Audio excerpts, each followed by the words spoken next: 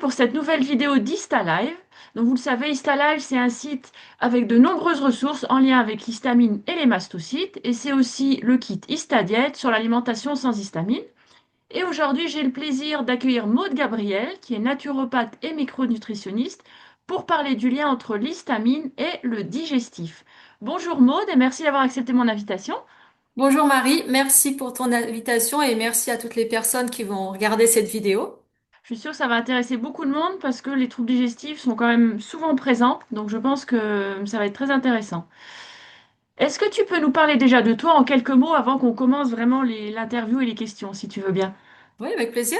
Donc, je suis naturopathe micronutritionniste, comme tu l'as dit, et je suis spécialisée dans la prise en charge des troubles digestifs. Donc, on va le développer, mais donc c'est vraiment tout ce qui est les troubles fonctionnels surtout. Donc, ça veut dire les candidoses qu'on connaît bien, les SIBO et autres. Donc, c'est vraiment des symptômes qui nous embêtent au quotidien. Et Mhm. puis, sont souvent associés à des problématiques liées à l'histamine, voire le SAMA. Mhm. Voilà, puis je consulte à Lyon et en distanciel. D'accord, bah merci beaucoup. Et je crois que ça fait plus de 10 ans que tu exerces aussi hein, en tant que micronutritionniste. J'ai commencé mes formations, oui, il y a une douzaine d'années, mais je C'est me suis ça. vraiment installée il y a plutôt 5-6 ans. Parce qu'il D'accord. faut acquérir pas mal d'outils Oui, oui, et puis des connaissances aussi, bien aussi. sûr.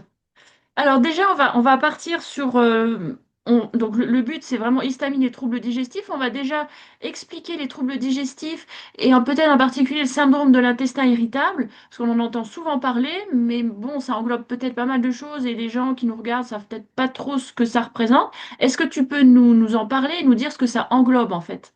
Oui, tout à fait. Comme tu l'as bien dit, le syndrome de l'intestin irritable, c'est un petit peu un terme fourre-tout qui englobe justement de nombreux symptômes. Donc, c'est Mhm, pas une pathologie en elle-même, mhm, c'est un diagnostic qui est posé par les médecins par exclusion. Ça veut dire que la plupart du temps, ils font passer des tests pour éviter, pour mettre justement écarter des pathologies qu'on appelle lésionnelles. Donc ça va être plutôt des MICI, donc des maladies inflammatoires chroniques de l'intestin. Ça peut être des maladies de Crohn, des rectocolites hémorragiques, pour éviter qu'il y ait un cancer, pour éviter qu'il y ait une crise de diverticulite, pardon. C'est quand c'est des petites poches, on va dire, qui s'enflamment, qui s'infectent, pour éviter, voilà, pour écarter, pardon, des maladies lésionnelles qui, dans ce cas, nécessitent soit une intervention chirurgicale ou soit un traitement allopathique, ça veut dire délivré par le médecin. Donc quand ça s'est écarté par les médecins, ils se disent bon c'est super, bonne nouvelle, il n'y a pas de cause lésionnelle. En gros, vous n'avez pas de pathologie grave ou considérée comme telle par la médecine. Mais par contre, les personnes, elles restent avec leurs troubles au quotidien. Donc c'est pour ça que ça s'appelle des troubles fonctionnels qui regroupent, on a dit, tout un tas de symptômes. Donc ça peut être des troubles digestifs de type ballonnement, diarrhée, mhm. constipation, des douleurs, des crampes, des spasmes, mais il n'y a pas de cause lésionnelle identifiée par les médecins. Et malheureusement, ces personnes, elles sont un peu en errance parce que, étant donné que c'est pas considéré comme une maladie, il n'y a pas de traitement allopathique proposé. Donc, ça va être plutôt la gestion des symptômes. Donc, un petit peu de laxatif doux si les personnes sont plutôt à tendance constipation, plutôt un petit peu de laxatif type macrogol pour aider justement quand il y a aussi une constipation. Voilà, peut-être fois du spasmon quand il y a vraiment des spasmes. Enfin voilà. Mhm. Et puis il y a souvent aussi le stress qui est évoqué. Ils disent bon voilà, vous faites de l'hypnose, ça va vous aider à gérer la douleur, mais il n'y a pas vraiment de recherche de cause et encore moins de solutions individualisées. La cause psychosomatique qu'on entend très souvent dans nos maladies, c'est ça dont tu parles, qui pourrait être évoqué chez certaines personnes. Le problème, il n'est pas dans la tête, effectivement. Oui. Après, au bout d'un moment, quand on est en souffrance, en errance, il y a de quoi quand même impacter, avoir un impact sur le moral. Voilà. C'est exactement, c'est plutôt souvent la conséquence. que les médecins prennent pour la cause parfois, alors que c'est peut-être la conséquence de cette errance médicale, de ces douleurs, de ces troubles, au final. Bah après, ça dépend vraiment les personnes, hein. Parfois, c'est Oui, un excès de stress qui a pu majorer, oui, voilà, un état digestif qui était déjà un petit peu perturbé. Mais dire que tout est psychosomatique, bah non, c'est quand même pas respectueux en tout cas.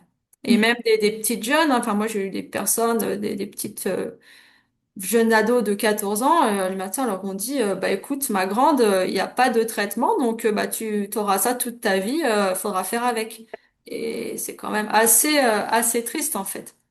Alors que non, il peut y avoir des choses qui peuvent être faites, en tout cas peut-être pour essayer d'améliorer. On n'a jamais de preuve que ça peut aller mieux, mais on peut essayer en tout cas déjà de Bah déjà chercher. d'essayer de retrouver, de chercher un minimum de causes, quoi.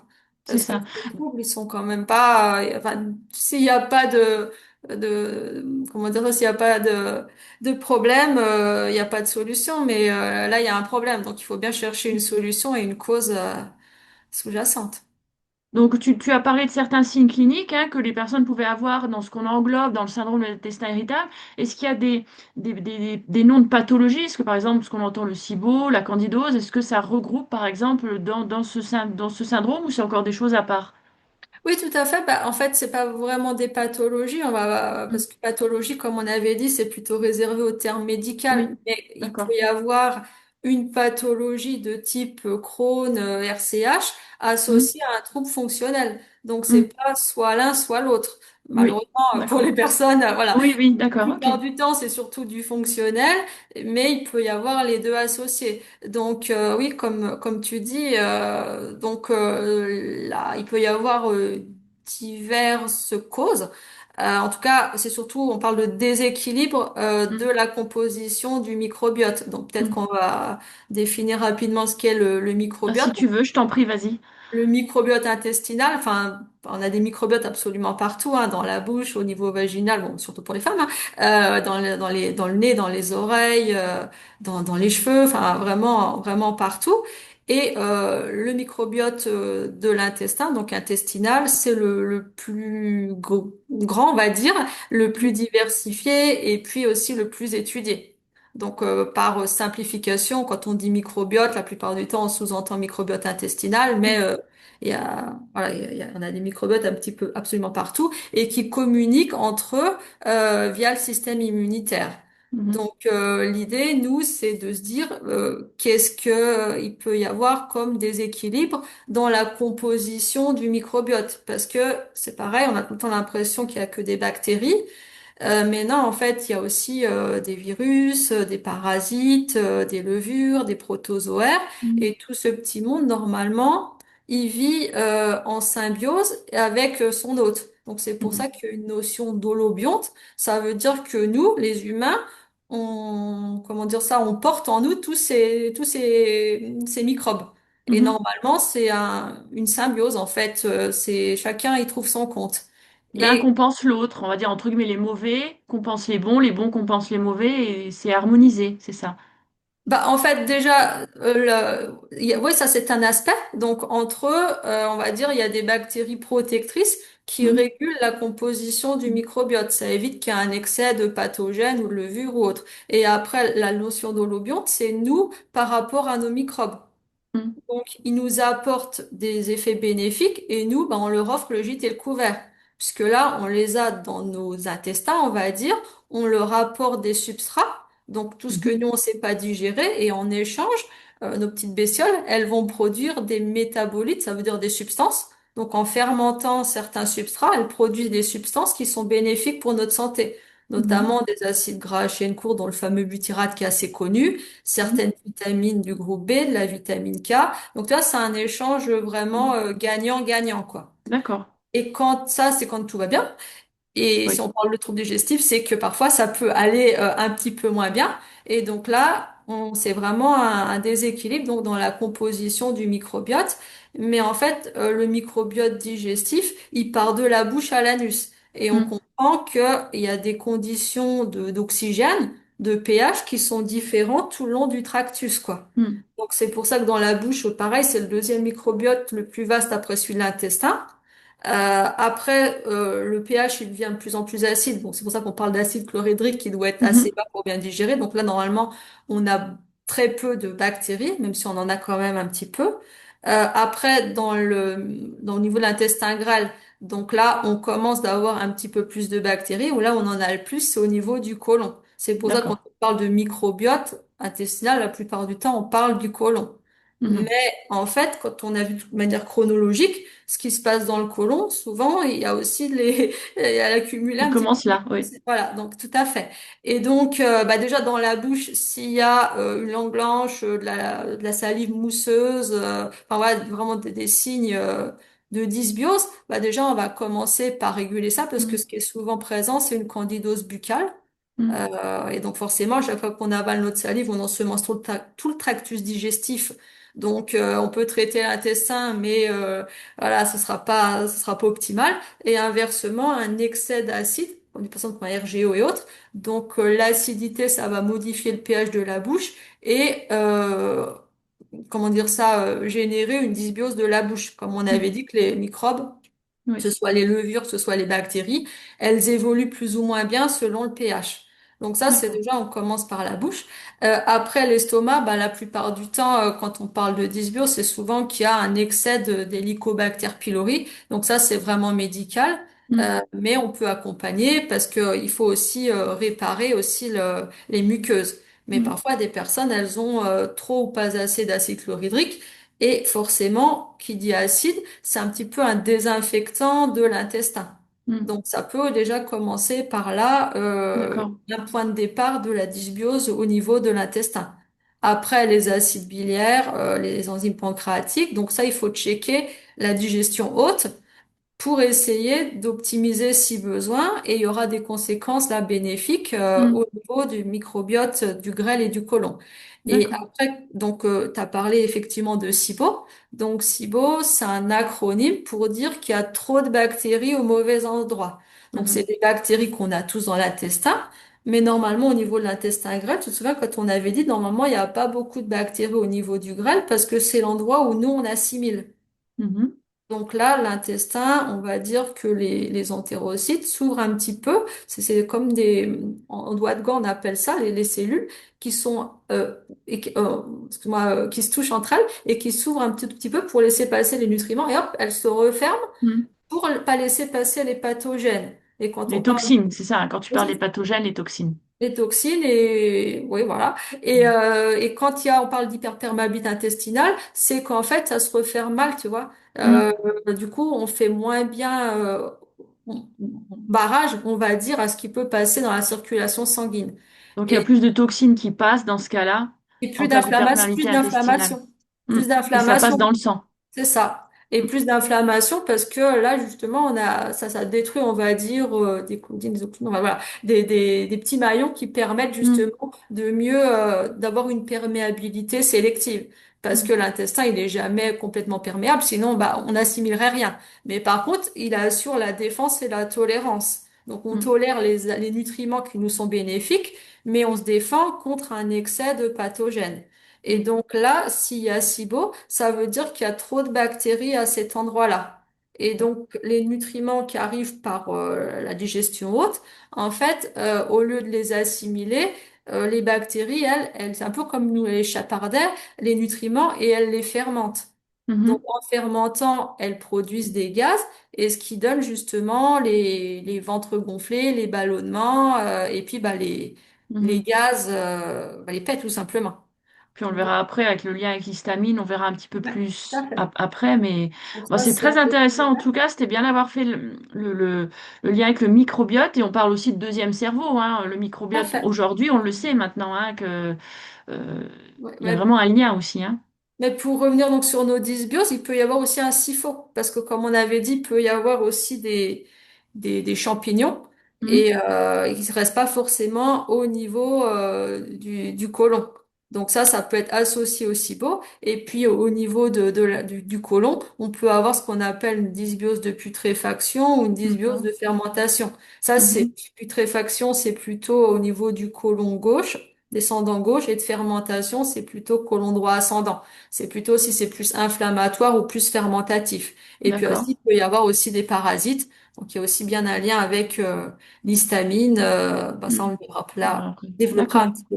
Donc, c'est pour ça qu'il y a, tu vois, il y a différents pistes à Mhm. investiguer parce qu'on peut avoir une, deux, trois types de dysbiose et Mm. forcément, bah, si on se dit juste on va prendre du spasfon quand il y a trop de spasme ou du charbon quand on a trop de gaz, bah, on n'interviendra jamais vraiment sur la cause ou les causes.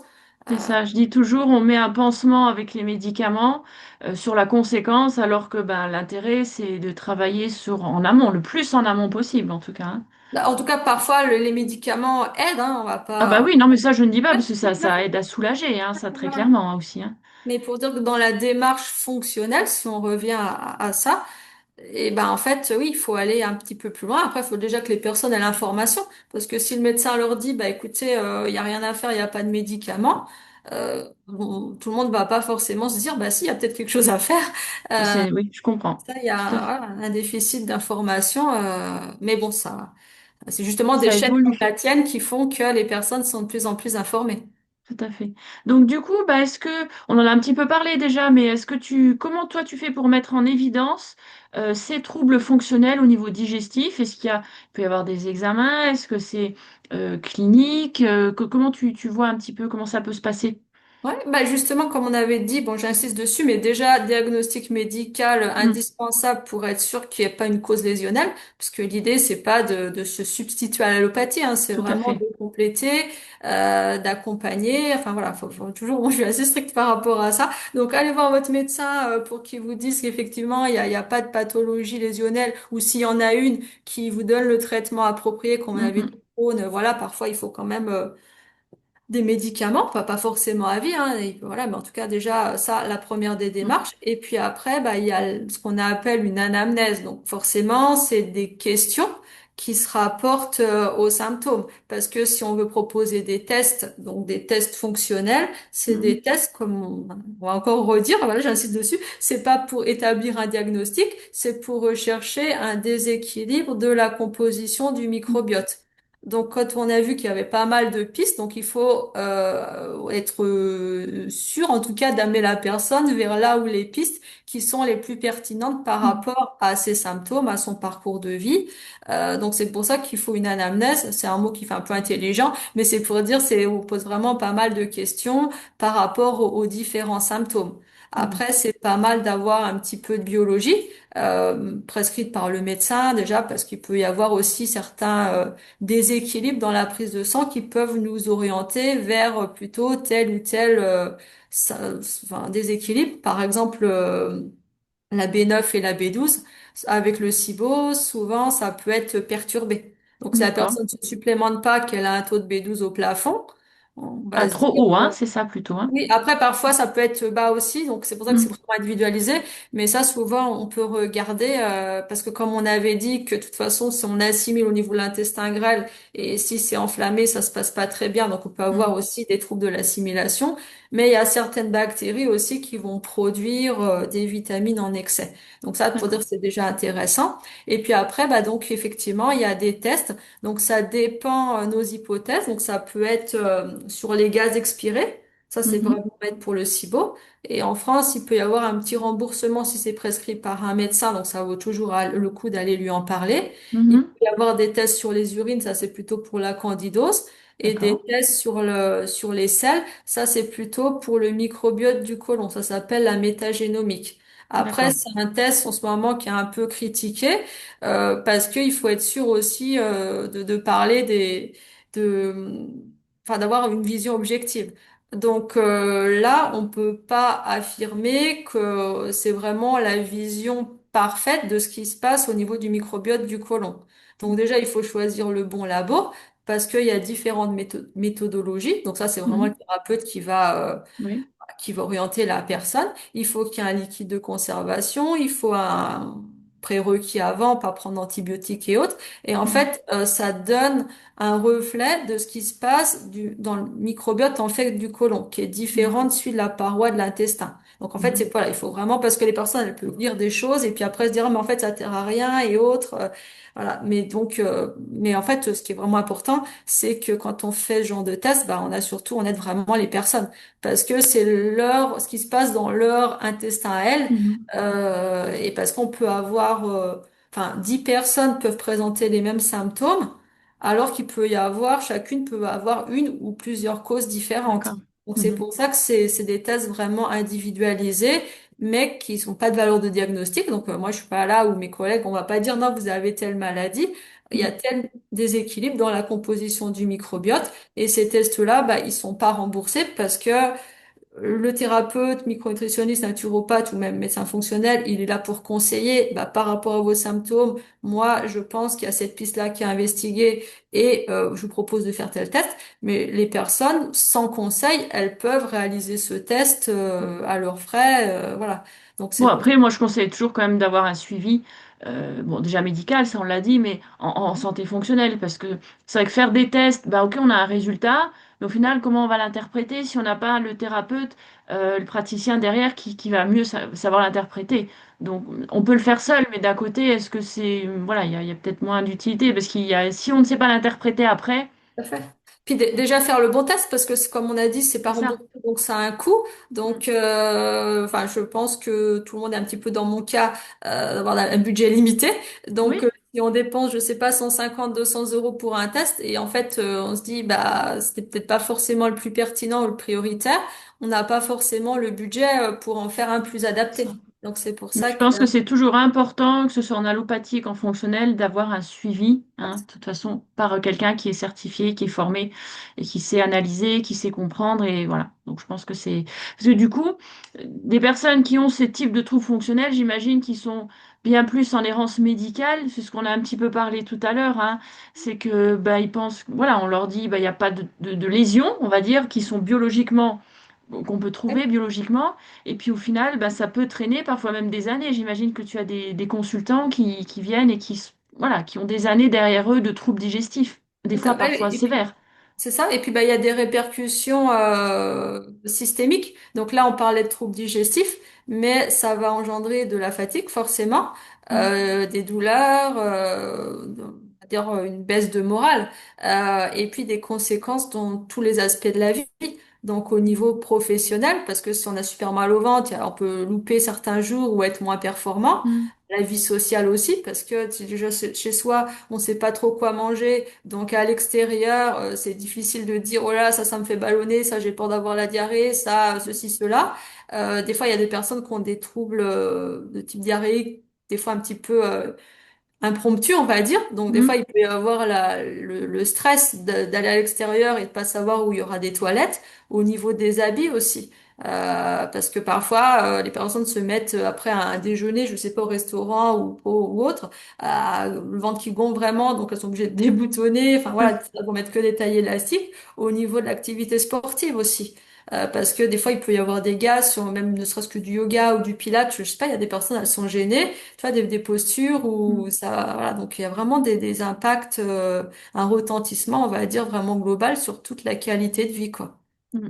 Donc Oui, c'est, c'est sûr. Et du coup, bah, ce qu'on disait un petit peu, donc on a. Est-ce que tu avais d'autres choses que tu voulais décrire sur ces troubles digestifs d'ordre général avant qu'on passe à l'histamine?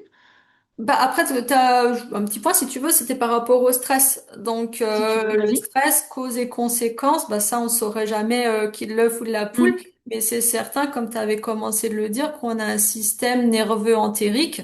Donc ça veut dire qu'on a des neurones au niveau de l'intestin qui produisent bah, des neurotransmetteurs, les mêmes qu'au niveau du cerveau. Mais mm, par contre, c'est faux de dire que on dit souvent la sérotonine produite à 90% dans l'intestin.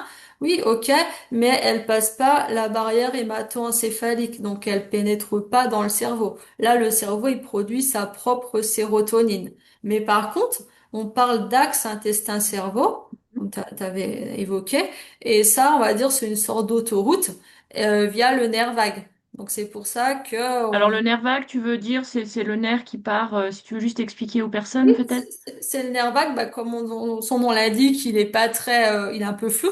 En fait, il fait la jonction entre l'intestin et le cerveau, et il est plutôt sous la dominance du parasympathique quand tout va bien. On va dire que c'est une sorte de grande autoroute qui assure la Qui part de communication haut en bas du corps, entre hein, c'est ça, hein? l'intestin et le cerveau. C'est ça. Donc, c'est ça. Et on s'est rendu compte qu'il y avait à peu près 80% de messages afférents, donc qui partent de l'intestin jusqu'au cerveau, et 20% déférents. Ok. Donc, ils font, voilà. Et du coup, comme on avait dit que c'est une sorte d'autoroute, s'il y a trop d'embouteillage sur l'autoroute, Mhm. les voitures qui transmettent le message, justement, leur parcours est un petit peu perturbé. Donc, c'est pour ça, quand on fait des exercices de cohérence cardiaque, basés sur la respiration, qui ont justement une action un petit peu de soutien du nerf vague, de ramener de Mhm. la fluidité, ça permet une meilleure communication intestin-cerveau.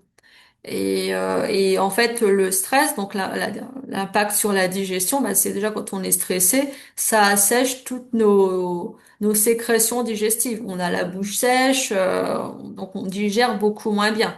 Et c'est aussi ça impacte aussi notre tonicité musculaire. Donc tous nos sphincters, donc c'était des muscles ronds. Donc ça veut dire le muscle qui permet la libération des acides biliaires et même le rectum, tu vois, tout est Mhm. un petit peu tendu, en rétention. Et puis aussi un excès de cortisol, donc ça c'est une hormone qu'on va produire un peu plus quand on est stressé. Mhm. On va dire que ça découpe les ponts disulfures. Bon, c'est des mots qui font intelligent. On va dire que ça impacte la qualité du mucus. Et le mucus, c'est une substance qui protège nos muqueuses.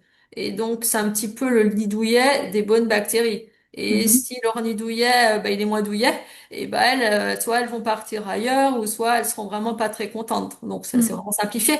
Mais pour Oui, non, dire mais qu'il c'est bien, c'est bien. y a vraiment, et c'est pour ça que souvent les AINS, les anti-inflammatoires non stéroïdiens, ils ont un impact sur la qualité du mucus.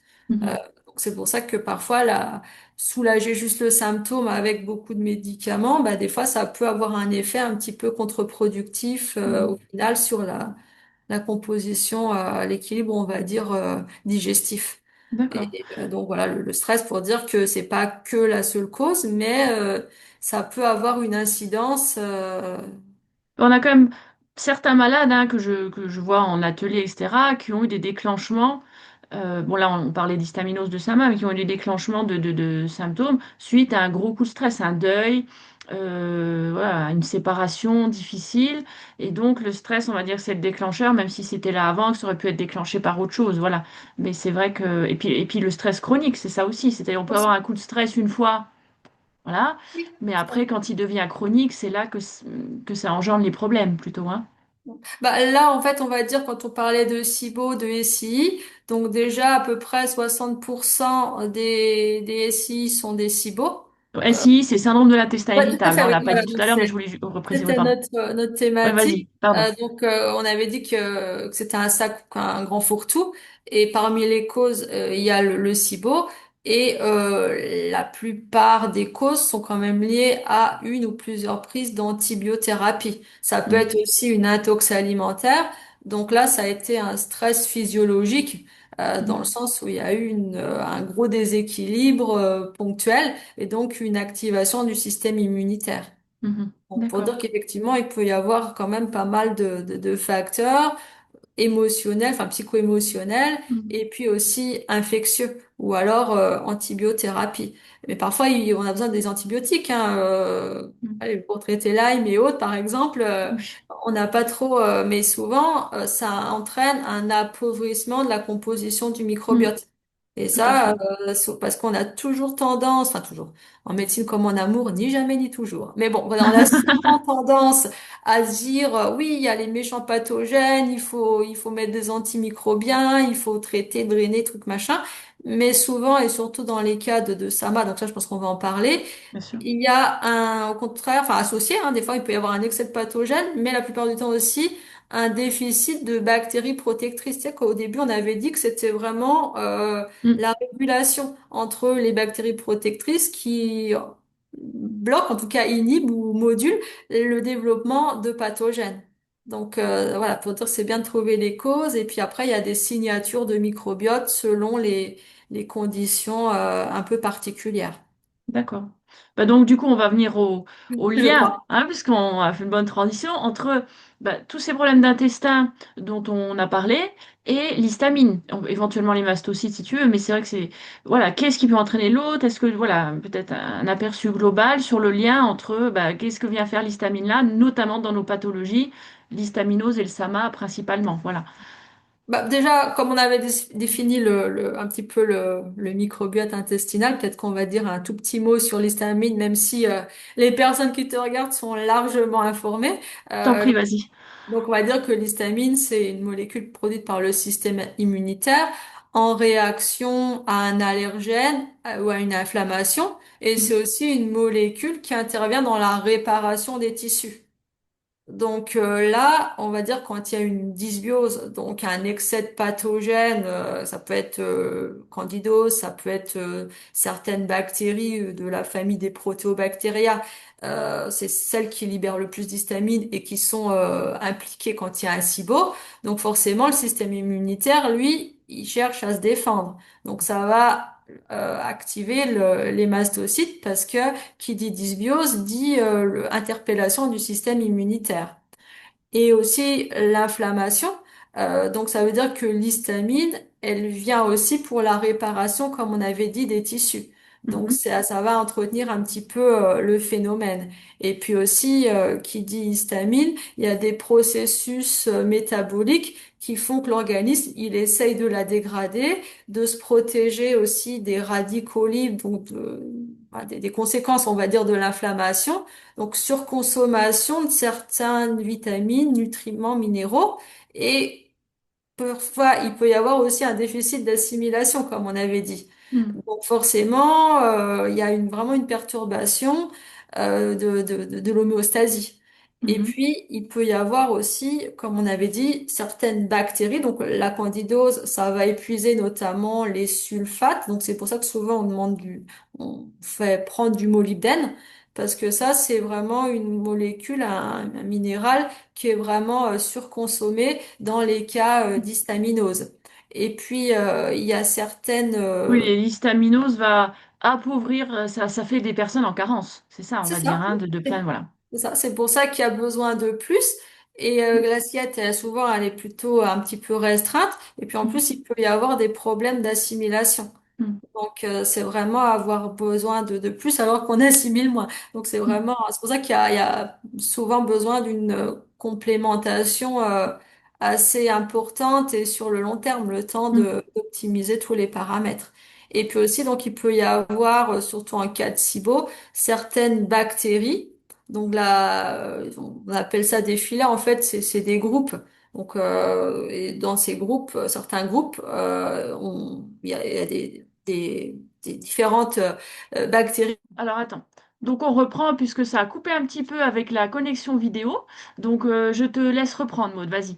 Oui, je disais donc aussi au niveau des facteurs qui entraînent un lien entre histamine et troubles digestifs. Donc c'est quand on parlait de SIBO. Donc le SIBO, en fait, pour évaluer un SIBO, on mesure les gaz produits par certaines bactéries. Mais ça nous Mhm. dit pas vraiment le nom des bactéries, même si on a quand même une forte idée. Donc c'est surtout des bactéries qui font partie du phyla, donc de la famille, on va dire, du groupe des protéobactéria. Et là, ça D'accord. va être Escherichia, Proteus, Klebsiella. Enfin, c'est des bactéries qui libèrent, qui produisent de l'histamine. Mhm. Donc forcément, ça va induire toutes les conséquences dont on vient de parler.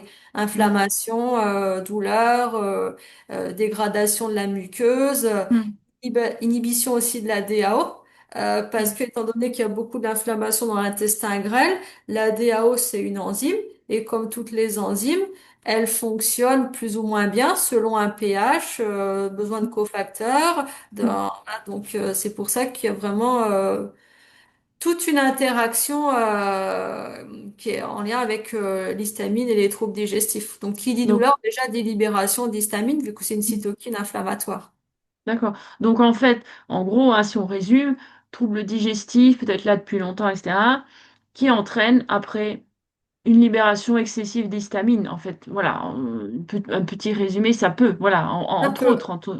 Après, ça peut être très ponctuel. Quelqu'un qui a une intoxication, je sais pas, aux Oui, fruits de mer, donc là, ça peut rentrer dans l'ordre, on va dire, au bout de quelques mm, jours, ou pas. oui, oui, Des fois, ça peut être des ingestions d'alcool, par exemple, fortement mhm, libérateur d'histamine. oui, Ça va enflammer toutes les muqueuses et si le terrain était déjà un petit peu fragile, ça va être un petit peu en mm. domino, quoi. C'est ça, Parce que sur des terrains qui sont, souvent les samas, il y a des terrains qui peuvent être déjà un peu là et qui se déclenchent à partir d'un événement, comme tu dis, ça peut être une intoxication et boum, on s'est lancé, voilà, ça une peut, antibiothérapie. Bah, Mm, regarde, prends le Covid. Donc, on n'est pas vaccin, pas oui, vaccin, machin. C'est pour dire que c'était le même virus pour tout le monde. Il y a mm, des personnes qui ont eu un Covid asymptomatique, des mm, personnes qui étaient en réa, des personnes qui en sont décédées malheureusement, des Covid longs. Et enfin, c'était le même virus. Bon, enfin, il y avait des variants, tout mm, ça. Voilà, tu vois ce que je veux dire. Donc, c'est vraiment cette notion de terrain. Et mm, on peut, souvent les personnes elles me disent, oui, mais pourquoi mon microbiote, voilà, ceci, cela. Des fois, il peut être un peu appauvri, comme on disait, que quand il y a un SAMA, la plupart du temps, il y a un manque de bactéries d'intérêt. mm, Souvent, les lactobacillus et les lactobacillus, un peu comme les bifidobactéries, on peut dire que c'est un petit peu les gendarmes du mm, microbiote. Elles sont là pour réguler la composition, enfin, le développement des autres familles de bactéries. Parce mm. que notamment les lactobacillus, elles produisent de l'acide lactique. Donc encore l'acide, tu vois, on aime bien l'acide dans l'intestin. Oui, Parce oui, que ça, voilà, au niveau du pH, certaines bactéries pathogènes, elles se développent pas trop quand c'est plus acide. Elles produisent aussi des bactériocines. Ça, c'est un petit peu les antibiotiques, on va dire, produites par les bactéries. Et oui. donc, quand elles sont insuffisamment présentes, et ben, on va dire qu'il y a personne pour défendre le territoire. Parce que le microbiote, c'est un petit peu la vraie vie. On va dire, c'est une compétition pour la nourriture et le territoire. Mm, Et donc, c'est pour ça que le seul moyen de modifier un microbiote, c'est vraiment les prébiotiques, c'est leur donner du substrat. Bon, effectivement, mm, parfois, il faut donner un peu d'antimicrobiens, des choses comme ça, mais on a toujours tendance à faire contre au lieu de faire avec. Et mhm. c'est les Par personnes contre, pas qui... prendre n'importe quoi. Quelqu'un qui va Ah, nous bien sûr. regarder, il va dire, ah bah oui, elle a dit, on prend des prébiotiques, des Ah probiotiques. non, non, Je du vais à tout. la pharmacie, je prends. Non, ça se passe pas comme ça, parce qu'il peut y avoir, notamment dans les problèmes d'histamine, beaucoup de probiotiques, prébiotiques ne sont pas supportés par les personnes avec des soucis d'histamine. C'est pour Donc ça c'est qu'il très faut important de cibler vraiment avec un thérapeute, un praticien, hein. C'est pour ça qu'il faut faire des tests parce qu'on peut avoir C'est un ça. excès de fermentation dans le grêle. Donc là, si on a pour des prébiotiques, ça va pas super bien se passer. Et par Mhm, contre, t'as un manque de bactéries protectrices dans le côlon. mhm, Donc c'est pour ça qu'il faut idéalement faire des tests pour mhm, faire une sorte d'état des lieux. Après, on définit nos objectifs par ordre chronologique. Ok, on va commencer par ça, alimentation, complément et ceci, cela. mhm, Et donc c'est vraiment ça en fait que l'individualisation plus et aussi quand il y a un terrain d'histaminosama. Déjà, on sait que par l'assiette, souvent, on peut pas non plus diversifier, tu vois. c'est ça. Donc, c'est pour ça que ça peut aussi un peu appauvrir la composition du microbiote, Mhm, parce que les substrats sont restreints. Voilà, on fait comme on peut, hein. On fait comme on peut, mhm, mais du coup, il faut vraiment des apports très ciblés, très mhm. ciblés. Et puis, Donc, commencer en toute petite posologie à la pointe de couteau, prendre c'est des ça. unitaires, pas des complexes, on appelle ça des multitrucs entre thérapeutes. Bah, tu sais, les labos, ils sont tout contents de nous proposer des grands sachets avec 30 pardon, substances dedans pour dire vous avez tout et en fait surtout pas quoi. Parce que là on sait pas à quoi on peut réagir ou pas. Donc Mm. au début on teste la tolérance avant l'efficacité. Donc c'est vraiment une prise en charge très comment dire ça individuelle. Personnel et spécifique aussi, parce que tout ce qui va, on va dire peut-être pour 90-95% des gens, on va dire, en trouble fonctionnel classique, ne va pas fonctionner pour les personnes avec une histaminose ou un SAMA, puisque justement on parlait de, bah aussi on réagit beaucoup aux excipients, on réagit beaucoup à beaucoup de molécules, beaucoup de pharmaciens, moi j'en connais les personnes qui vont à la pharmacie, ah bah, prenez de la glutamine. C'est une Oui, amie? ça va pour peut-être 90% des personnes, mais pour les personnes qui ont un problème d'histamine, voilà, tu vas peut-être pas me contredire, mais que c'est en général pas forcément conseillé. Pas Donc, toujours, oui. C'est une amine, donc c'est pour ça qu'il faut pas que l'intestin, pas que l'alimentation, c'est voir tous les c'est ça. facteurs qui font que, donc ça peut être le stress, comme on avait dit, ça peut être un déséquilibre hormonal, ça Mm, peut être que s'il y a eu des chirurgies au niveau de l'intestin, on appelle ça des adhérences, c'est comme mm, pour revenir à notre histoire d'autoroute, bah, il peut y avoir justement des nids de poules et ça circule pas très bien. Il peut y avoir des métaux lourds, il peut y avoir aussi des moisissures dans la maison, mm, il peut y avoir tout un tas de facteurs. Donc si on, pareil, si on traite que l'intestin, le microbiote, on se dit super, on a fait les tests, on a vu ça, mm, mais qu'on s'est pas intéressé à tout le contexte environnemental, et puis bah, les voies métaboliques, parce que souvent il faut aussi toutes ces toxines, en fait, il faut aussi les métaboliser. Même les hormones qu'on produit, il mhm, faut métaboliser. Et ça, c'est vraiment le foie qui a eu un rôle assez central euh, mhm. et qui surconsomme aussi des nutriments. Donc forcément, si on a besoin majoré des troubles de l'assimilation, il est vraiment un peu en carence. Et puis, par exemple, on parle beaucoup des processus de méthylation. C'est pour ça qu'on est Tu peux vraiment expliquer un peu la méthylation, parce que les gens qui nous regardent savent peut-être pas, peut-être ou pas, je sais pas, mais. bah, c'est une voie métabolique qui a une régulation épigénétique. Ça veut dire qu'il régule un petit peu nos gènes, quoi. On peut avoir des gènes pas super sympas, mais ils Mm, vont pas forcément s'exprimer. mm, La méthylation, on produit aussi des neurotransmetteurs. mhm. Donc c'est pour ça que c'est vraiment intéressant aussi pour être bien dans sa tête. Ouais. Ça a aussi une fonction modulatrice de l'immunité, détox hépatique et par rapport à ce qui nous intéresse au niveau là de notre sujet vraiment l'histamine, c'est on avait parlé de la DAO, Mm, l'enzyme qui dégrade l'histamine dans la lumière de l'intestin, mais au niveau des tissus et des cerveaux, c'est une autre enzyme, c'est la HNMT, mm, histamine N-méthyltransférase.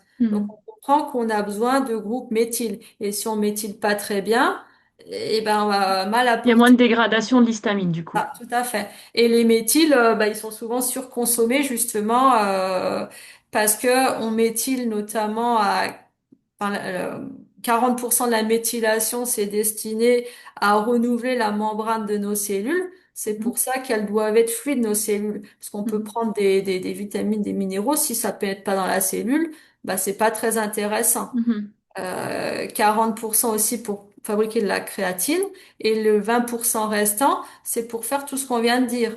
mhm. Donc, tu vois, si on n'a déjà pas beaucoup d'apports, bah, tout ça, ça va être perturbé. Donc le digestif, voilà, c'est toi la façon dont tu abordes, on va dire, les personnes qui viennent te voir. Euh, C'est déjà une personne et pas le symptôme. C'est pas, oui, ça, c'est ça c'est déjà. important. Et puis tu vas pas prendre juste le digestif, en fait, tu vas prendre la globalité, parce que tu as aussi des gens qui viennent qui ont d'autres symptômes. Ça peut être bon, neurologique, cardiaque, etc. Donc toi, comment tu abordes un petit peu tes consultations? On viendra à une autre question après. Euh, avec les personnes qui viennent te voir. Déjà, c'est comme tu l'as dit un petit peu tout à l'heure, d'abord est à l'anamnèse, et puis après vraiment la personnalisation. De toute façon, ça c'est le maître mot, on le redit encore une fois.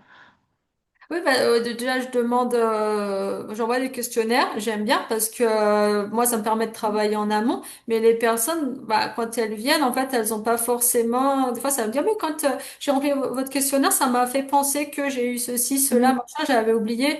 Donc, ça permet vraiment de mettre en valeur le parcours de vie. Parce que la plupart du temps, on a eu certains dysfonctionnements, mhm. mais avec la vie, le travail, le truc, le machin, on s'est dit, bon, ça va bien passer. Mais Puis on en fait, oublie, on se souvient plus aussi. si, voilà. Et en fait, le corps, lui, il a créé des adaptations. Mhm, Donc, il y a eu déjà eu des changements ou des surconsommations de nutriments ou autres, ou certains déséquilibres, peut-être ponctuels ou pas. mhm, Et bah ça s'accumule, ça s'accumule. Et comme tu disais, il y a un moment, il peut y avoir un basculement. Ça peut être pas forcément un événement majeur. Des fois, c'est un petit truc, mhm.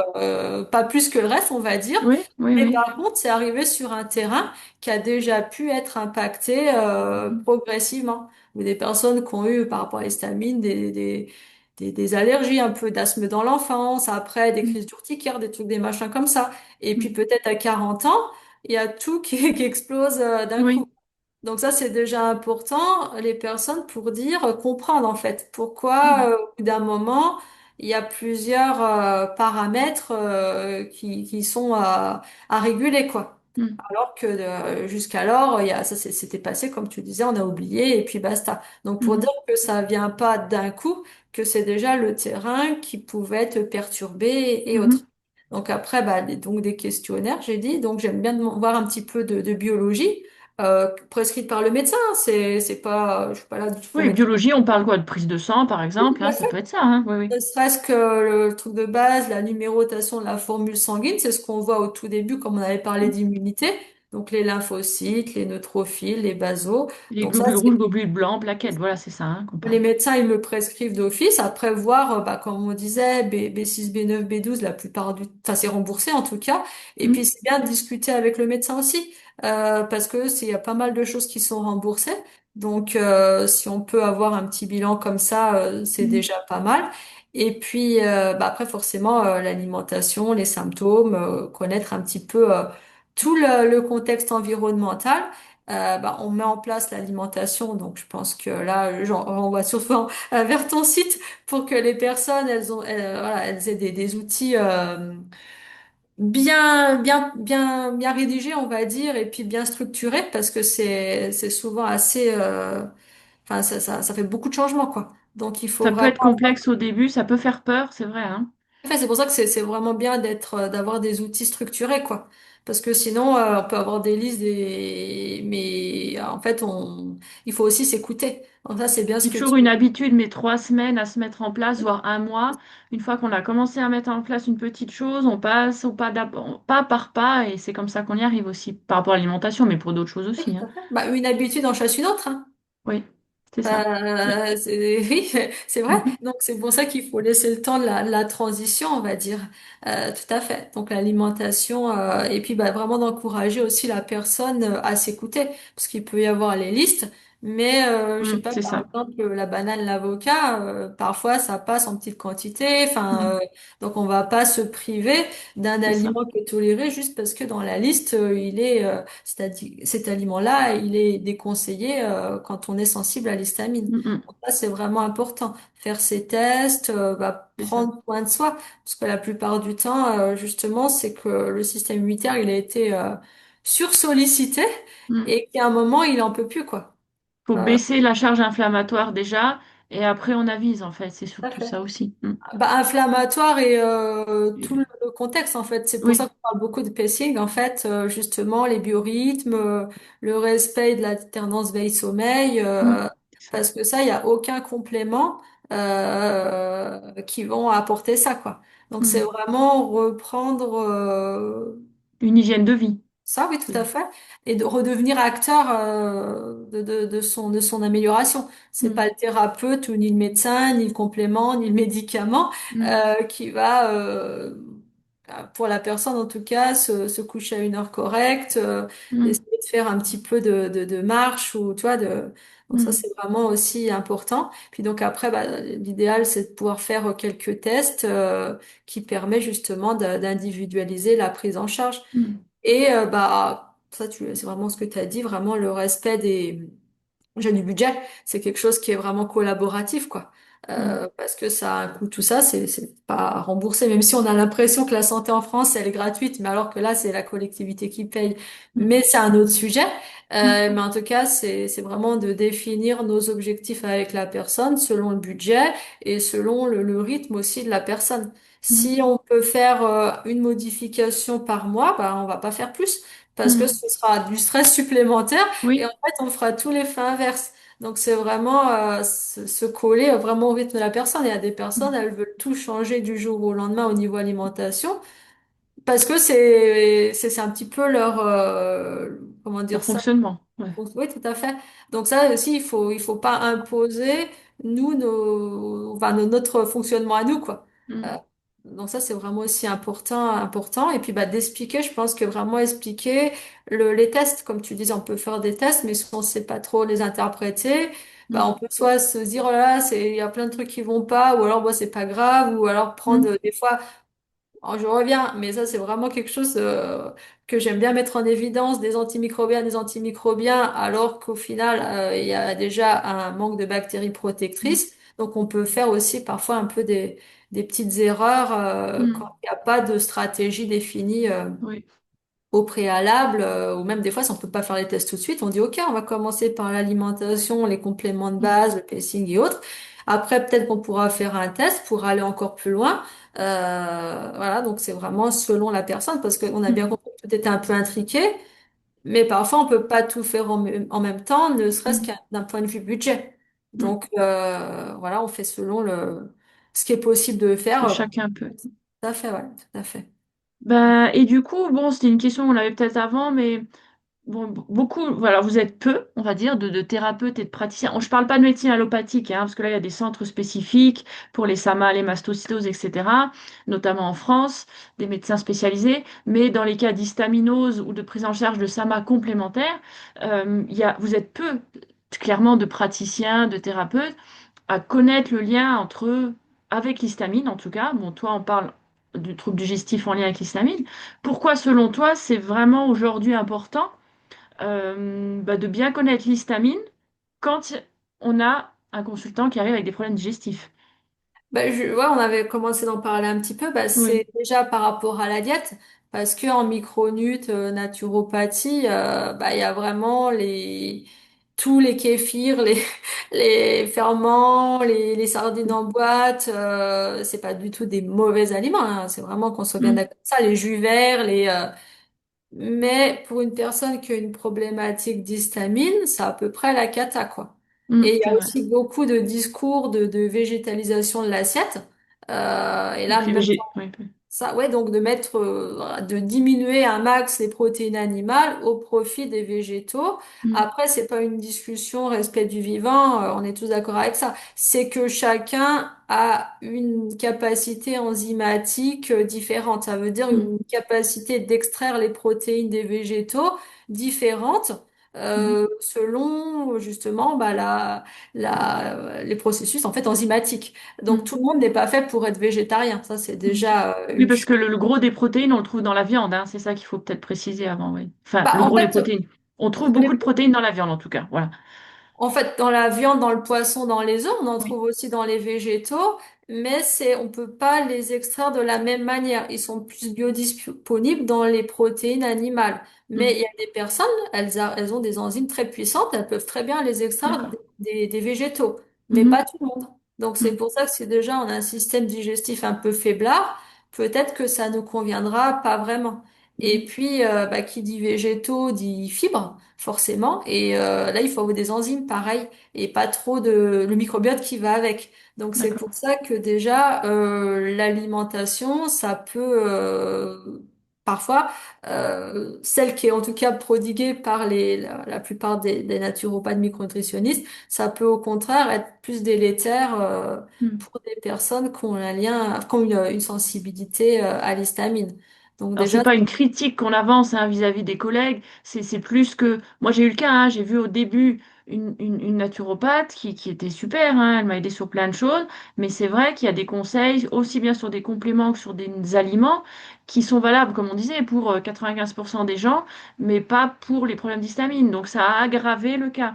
Mais voilà, c'est pas du tout une critique, c'est vraiment de dire individualisé, comme est-ce on qu'on dit bien. peut encore améliorer pour les 5% peut-être de consultants qui viennent ou de patients d'améliorer et de faire quelque chose pour eux. C'était plus Tout à ça, fait, cette oui, tout à idée. fait. Non, mais bah, il y a des personnes, je leur conseille les sardines en boîte, Oui, voilà. oui, voilà, oui, oui. Oui. Voilà.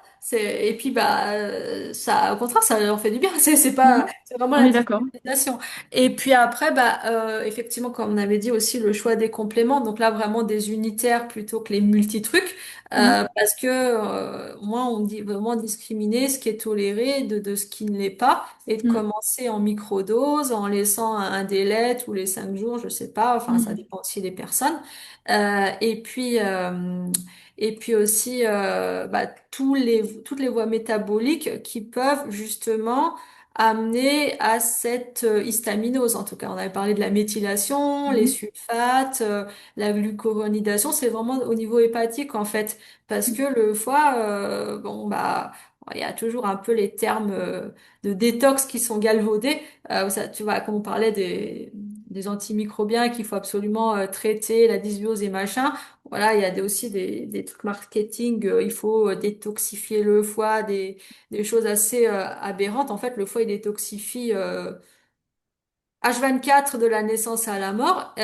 Et par contre, c'est des voies métaboliques qui nécessitent encore des vitamines, des minéraux. Et Mhm. quand il y a une problématique d'histamine, et ben souvent, il y a ces substrats, ils sont surconsommés ou il y a des voies qui peuvent être un petit peu perturbées.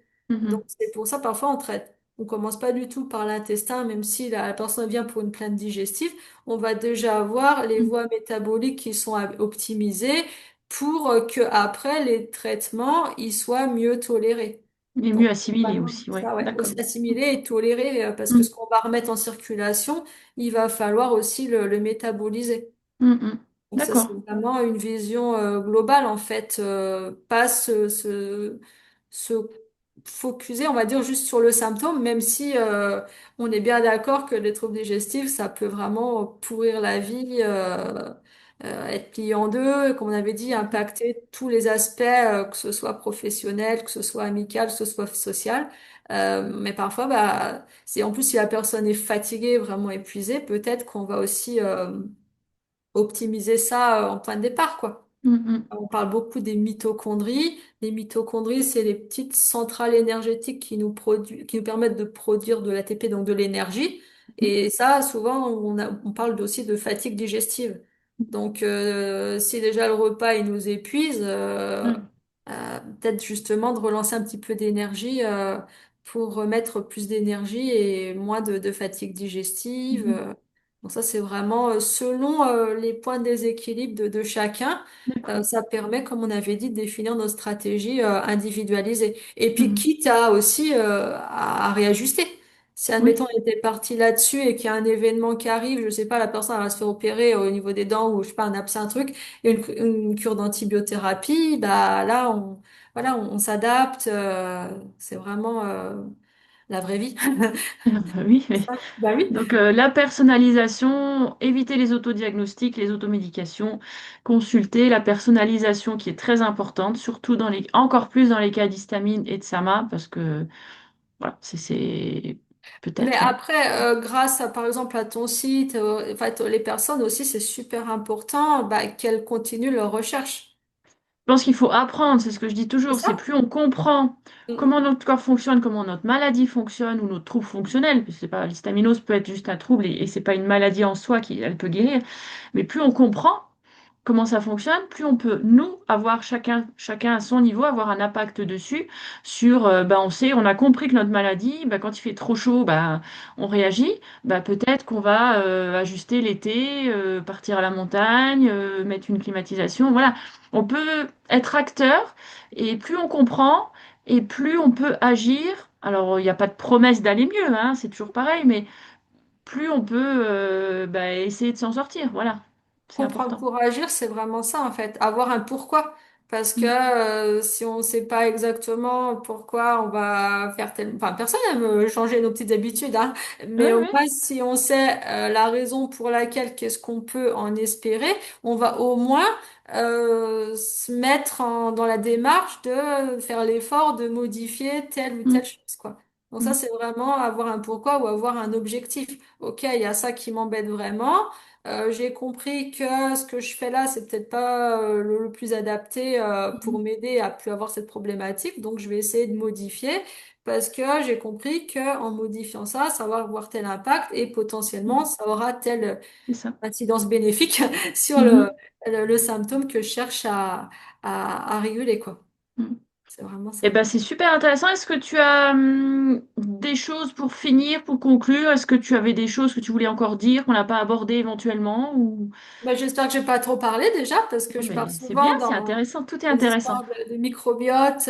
Mm. Non, non, bah écoute, déjà vraiment, je te remercie pour ta confiance et puis bah tout pour toutes les ressources que tu offres sur ton site et même sur tes réseaux, le kit et autres. C'est vrai que c'est des Merci. vraiment précieux et qui sont très appréciés, hein. Souvent, je te transmets les Oui. petits messages. Donc, Ben, vraiment, merci. merci beaucoup, Maud, en tout cas, et puis merci à toi, en tout cas. Euh, Donc c'est tout bon, on peut conclure, c'est ça, super. Et ben ceux qui ont apprécié l'intervention de Maud, si vous voulez prendre un rendez-vous avec elle, vous pouvez la suivre. Elle a un site internet, elle est sur Facebook, sur Instagram aussi, donc vous pouvez la suivre. Et puis bah, elle a aussi des articles, hein, un blog où tu as fait un très bon article dernièrement sur le lien entre l'histamine et les récepteurs H3 qui sont les récepteurs du cerveau. Bon, c'est pas le sujet de la discussion aujourd'hui, mais voilà, il y a un élargissement sur autre que les troubles digestifs en tout cas, qui est très intéressant aussi. Merci à toi, Marie. Oui, effectivement, c'était sur le TDAH. Je parlais des H3. Et du microbiote, s'il faut que j'y revienne quand même, parce que Oui, oui. on peut pas parler de l'intestin dans n'importe quelle pathologie, même si on va pas affirmer que tout va être résolu par la régulation du digestif, mais c'est Mhm. quand même un carrefour central qui assure la défense et la tolérance. Donc, voilà. Merci pour la petite publicité. Eh ben, merci beaucoup Maud en tout cas, et puis merci pour bah, cette interview. Merci Marie, À bientôt, au revoir. merci aux personnes qui nous auront écoutés. Au revoir. Merci, au revoir. Hop.